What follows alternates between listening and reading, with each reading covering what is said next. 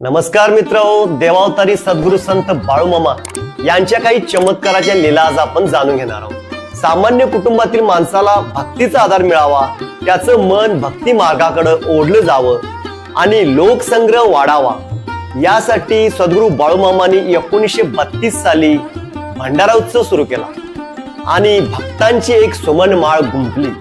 ज्या भक्तांनी बाळूमामांची विचारसरणी अंमलात आणली त्यांचं जीवन सुखमय झालं। तर चिक्कुत्रा नदी खोऱ्याजवळील मेतके या गावी सद्गुरू बाळूमामांचा भंडारा उत्सव अतिशय मोठ्याने सुरू होता। भजन, कीर्तन, नामस्मरण अशा पद्धतीने वेगवेगळे कार्यक्रम दररोज व्हायचे आणि भंडारा उत्सवाला हजारो माणसं महाप्रसादाचा लाभ घ्यायची।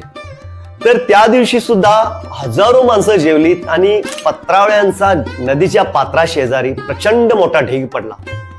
त्याला माशा घोंगावू लागल्या आणि अशा वेळी आरोग्य खात्याचा एक अधिकारी आला आणि तो मामाला म्हणाला की तात्काळ हे जेवणावळी बंद करा। तर मामा त्यावेळी म्हणले त्या अधिकाऱ्याला, अरे बाबा, तुझं काय नुकसान होणार आहे?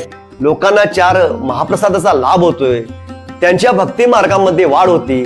तर तो त्यावेळी मामाला म्हणला, तुमच्या या महाप्रसादामुळे प्रचंड अस्वच्छता निर्माण होत आहे आणि त्यामुळे कॉलरा सारखा भयानक आजार पसरू शकतो, त्यामुळे तुम्ही जेवणावळी पूर्ण बंद करा।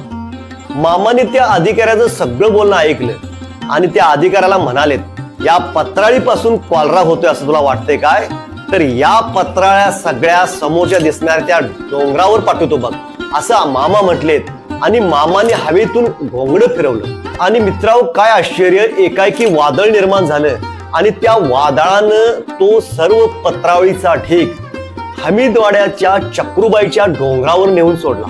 हे पाहून तो आरोग्य खात्याचा अधिकारी चक्रावून गेला, कारण भंडारा उत्सव हा बंद करायला सांगा आलेला तो अधिकारी सद्गुरू बाळूमामांच्या चरणावर नतमस्तक झाला आणि त्याने माफी मागितली। मामाला सांगितलं, मामा, तुम्ही नित्य नेमानं हा भंडारा उत्सव करत राहा आणि तुमचा हा भक्तीचा मार्ग अखंड असा चालू ठेवा। मित्रांनो, सद्गुरू बाळूमामांच्या जीवन चरित्रातील आणखी एक असा प्रसंग असा सांगितला जातो। कर्नाटक राज्यातील बेळगाव जिल्ह्यातील ही घटना आहे। एक श्रीमंत शेतकरी असतो आणि त्या श्रीमंत शेतकऱ्याच्या शेतावरती सद्गुरू बाळूमामांचा तळ बसलेला असतो।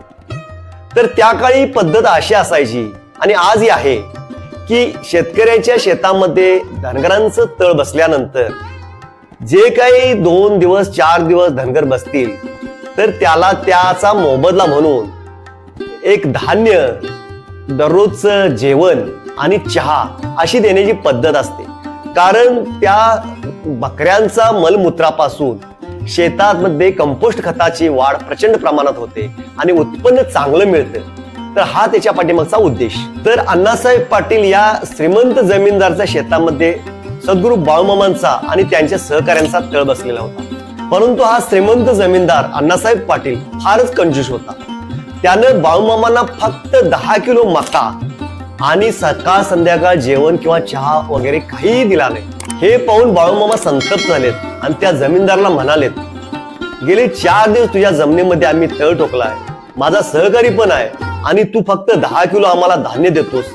हे ऐकून त्या जमीनदारानं त्यावर कोणतीही प्रतिक्रिया दिली नाही आणि त्यावेळी बाळूमामांनी आपल्या पायातील चपला काढल्या आणि त्या जमिनीवर मारल्या आणि त्या जमिनीला उद्देशून मामा बोलले, इथून पुढे 10 वर्ष मला जेवढं या शेतकऱ्याला धान्य दिले तेवढंच तू त्या शेतकऱ्याला धान्य दे आणि पुढील 10 वर्ष त्या जमिनीतून 10-12 किलो धान्य पिकत होतं। अशा पद्धतीनं सद्गुरू बाळूमामांनी त्या दृष्ट सावकाराला चांगलाच धडा शिकवला। मित्रांनो, हा प्रसंग आहे तो आदमापूर पासून एक 15 किलोमीटर वरती नरतवडे म्हणून गाव आहे। तर त्या गावात घडलेला त्या काळचा प्रसंग। आजच्या सारखे साखर कारखाने त्या काळी नव्हते आणि आजच्या सारख्या बागायत जमिनी सुद्धा त्या काळी नव्हत्या। थोड्याफार बागायत जमिनी होत्या, नदीवरील किंवा विहिरीवरील थोड्याफार पाण्यावर थोडाफार ऊस पिकायचा आणि त्या काळी फारसं साखर कारखाना नसल्यामुळे गुराळ घर एक 2-4 गावाआड गुराळ घर असायचे। तर नरतवडे गावी श्री मगदूम म्हणून मामांचे एक भक्त होते। तर त्यावेळी त्यांचं गुराळ घर होतं। तर त्यावेळी गुराळ घरांची अशी पद्धत होती की दिवस आणि रात्रभर गुराळ घर सुरू असायची। तर रात्रभर गुराळ घरामध्ये काम करून कामगार झोपलेले होते। तर अशा वेळी त्या गुराळ घरामध्ये आग लागली सर्व कामगारांची भीतीनं गाळण उडाली आणि ते सैरावैरा पळू लागले. हे पाहून मगदूम घराण्यातील सौ जनाबाई मगदूम यांनी मामांचा धावा केला आणि त्या ओरडल्या. त्यावेळी मामा गुराळ घरापासून 25 किलोमीटरवर असणारं नंद्याळ या गावामध्ये होते. सर्वसाक्षी मामांना भक्ताचे हात ऐकू येण्यात कसली अडचण. मामा आपल्या सहकार्याला तात्काळ म्हणाले, अरे विट्या घात झाला बघ. आणि मामाने आपल्या खांद्यावरील घोंगड ते आकाशामध्ये फेकलं आणि ते आकाशातून खाली पडेपर्यंत ते पूर्णपणे मित्र जळलेलं होतं. इकडे गुराळ घरामध्ये एखादा चमत्कार झाल्यासारखं सर्व आग आपोआप विझली. हे बघून त्या सर्व गुराळ कामगारांना आश्चर्य वाटलं. काही दिवसानंतर मगदूम मंडळी बाळूमामांच्या दर्शनाला आल्यानंतर बाळूमामाचा जो सहकारी विटू, तर विटूकडून त्या मगदूम मंडळींना समजलं की आपल्या गुराळ घराला ज्यावेळी आग लागलेली होती त्याच दिवशी आणि त्याच वेळी मामांचंही घोंगडं जळालं आणि आपल्या गुराळ घरावरील संकट मामाने ते मोठ्या शेतापणे परतून लावलं हे त्यांना समजलं. हे ऐकून मगदूम मंडळींना गहिवरून आलं आणि त्यांच्या डोळ्यामध्ये पाणी उभा राहिलं आणि ते सद्गुरू बाळूमामा चरणी नतमस्तक झाले. तर मित्रांनो, आपल्या भक्तावर आलेलं संकट मामाने आपल्या योग सामर्थ्यानं परतवून लावलं. तर आजच्या या बाळूमामाच्या लीला तुम्हाला कशा वाटल्या नक्कीच कमेंट करा. धन्यवाद.